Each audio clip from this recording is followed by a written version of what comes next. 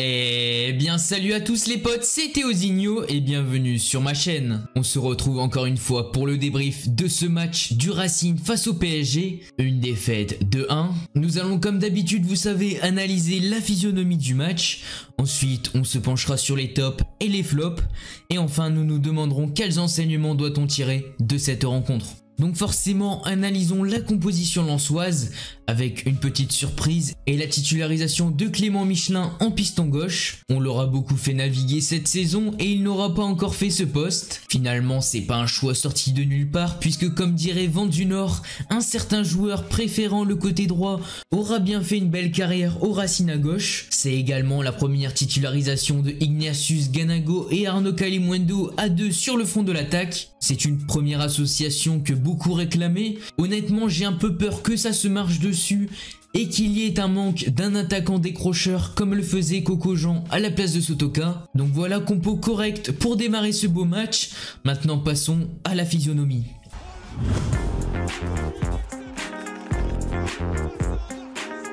Alors directement, je trouve quelques failles dans la défense lensoise, notamment dans la prise de profondeur des attaquants du Paris Saint-Germain entre nos centraux qui est trouvé un peu facilement, notamment sur cette situation. Voilà, en seulement quelques passes, en quelques 1-2, on arrive à trouver l'espace. Voilà, entre Klose, Gradit, entre Gradit, Fortes, et il y a de l'espace et c'est un peu les inconvénients de la défense à 3. Mais les Parisiens s'en sont beaucoup servis dans les premières minutes. Donc c'est pour ça que, comme on le voit ici, Cahuzac est un peu revenu à la hauteur de la défense à 3 pour essayer de boucher ce trou lors des offensives parisiennes. Par la suite de la rencontre, on l'a un peu moins vu. Mais c'est vrai que c'est une faille dans la défense que les Parisiens auraient pu plus exploiter. On a aussi un peu resserré les lignes juste après. Et donc justement, un autre problème lié à cette profondeur, c'est qu'il y a une mauvaise cohésion entre nos trois centraux.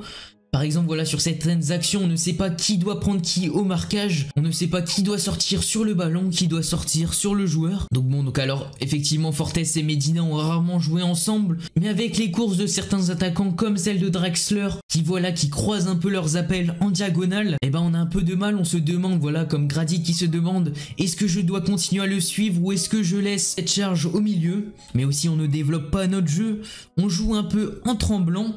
J'ai l'impression qu'on a justement, on n'a pas confiance en nous, alors qu'il y a vraiment moyen de déstabiliser cette équipe du Paris Saint-Germain. Et donc justement ce côté de ne pas jouer notre jeu, de jouer en tremblant, elle va se manifester et être appliquée immédiatement avec l'erreur de Medina qui amène le but de Neymar. C'est encore une fois dommage parce qu'il fait une belle intervention, puis après on ne sait pas vraiment ce qu'il veut faire, il tergiverse et offre une belle passe décisive pour Neymar qui forcément n'a juste plus qu'à conclure d'un petit plat du pied. C'est dommage parce que vraiment on l'offre ce but, on le donne sur un cadeau, on le donne sur un plateau au Paris Saint-Germain, alors que jusque là on faisait plutôt jeu égal. Alors certes il y avait quelques occasions, alors certes ils avaient le tir, ils avaient la possession, mais il y avait vraiment moyen en contre-attaque derrière, surtout quand on voit que jusque la mi-temps, ce but qu'on a pris, le fait d'être mené au score 1-0, ça a permis de nous libérer jusqu'à la mi-temps avec vraiment plus d'occasions.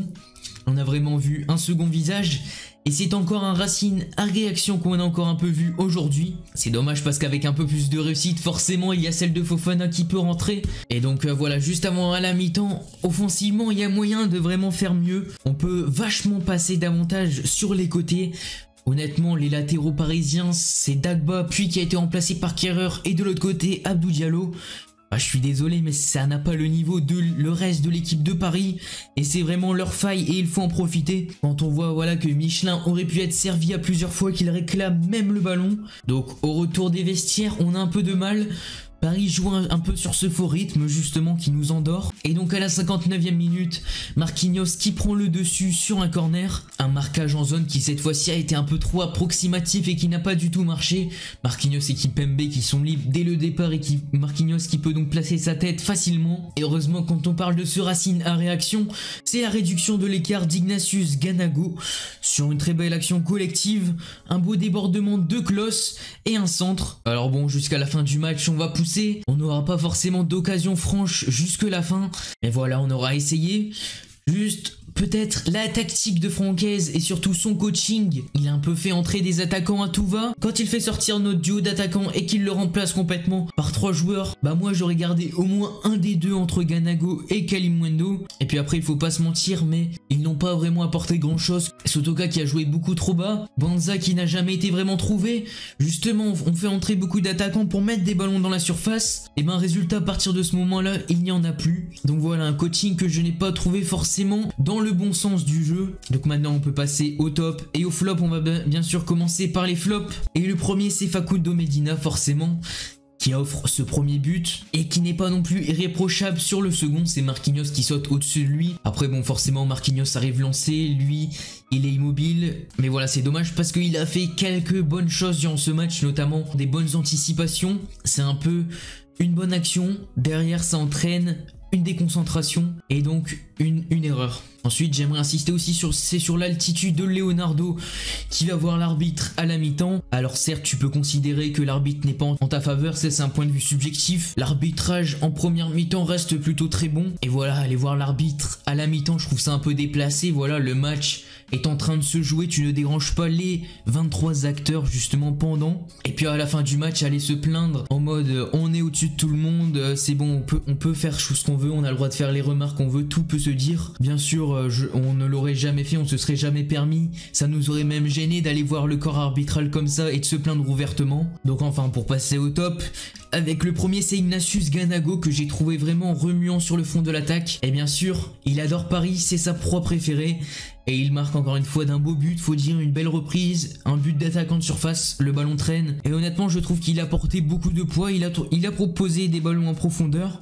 Des fois ils n'ont pas forcément été mis dans le bon tempo. Ensuite le second c'est Steven Fortes qui n'avait pas forcément une tâche facile. La mission voilà de canaliser les attaquants parisiens et en partie Neymar était compliquée. Il a eu un peu du mal au début justement, il a eu besoin d'un temps d'acclimatation. Mais ensuite il a fait un bon nombre d'interceptions. Et puis voilà, je trouve qu'il a été bon aussi à la relance. Donc un bon match pour lui. Et enfin bien sûr je vais sélectionner un dernier Lensois, c'est Seko Fofana qui forcément on est obligé de le citer pour son abattage énorme au milieu de terrain, son profil box to box, voilà son apport offensif. C'est lui qui va faire cette occasion à la mi-temps et ce tir qui passe pas loin. Voilà, il est tout simplement partout. Et donc enfin comme dernier top, je veux le mettre en dernier.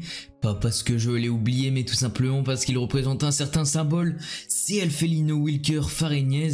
Sans lui, on aurait pu s'en prendre beaucoup plus. Auteur de 3 parades décisives. Sur les 2 buts, il ne peut rien faire, ils sont à bout portant. Et c'est une première en championnat encourageante pour lui. Donc enfin pour finir avec les enseignements, certes c'est une série qui s'arrête, mais la lutte à l'Europe continue. Donc voilà, il va falloir continuer jusqu'au bout, vraiment ça va se jouer. On a encore de beaux matchs à jouer. Quoi qu'il arrive, la saison sera réussie. Et puis bien sûr comme second enseignement, en début de saison, s'incliner 2-1 au Parc et s'offrir Paris 1-0 à Bollaert. Bah forcément qu'on aurait signé, bien sûr, avant la saison, on aurait voulu. Donc voilà les gars pour ce débrief. J'espère qu'il vous aura plu. Moi je vous donne rendez-vous dès la semaine prochaine parce que forcément il y a encore une fois un gros match qui arrive, un match spécial, vous le savez. Moi je vous dis à plus dans une prochaine vidéo, à la semaine prochaine. Allez, salut et allez lance.